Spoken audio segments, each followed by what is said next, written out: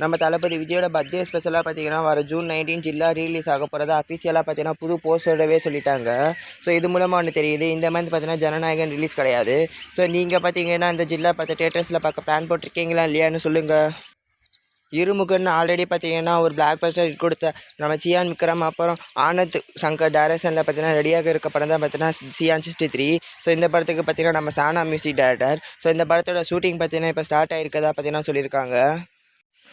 So mostly இந்த year 2க்குள்ளே பார்த்தீங்கன்னா இந்த படம் ரிலீஸ் ஆகிடும். நம்ம அர்ஜுன் அப்புறம் பீத்தி முகுந்தனோட பிளாஸ்ட் படம் பார்த்தீங்கன்னா இப்போ வேர்ல்டு வைட் 50 crore கலெக்ஷனை பார்த்தீங்கன்னா தாண்டி இருக்கிறதா பார்த்தீங்கன்னா ட்ராக்கர்ஸ் ரிப்போர்ட் படி பார்த்தீங்கன்னா சொல்லியிருக்காங்க.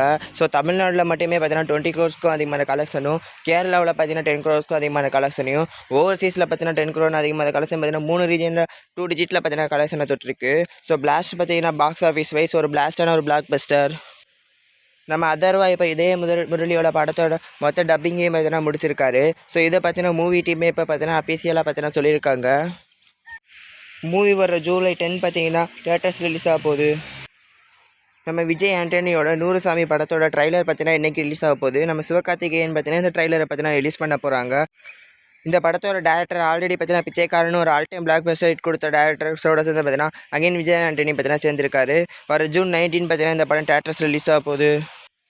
நம்ம விஷ்ணு விஷாலோட கட்டாகுச்சி 2 படத்தோட ஃபஸ்ட் சிங்கிள்ஸ் அண்ட் சம்பவக்காரி பார்த்தீங்கன்னா இப்போ ரிலீஸ் ஆகிருக்கு.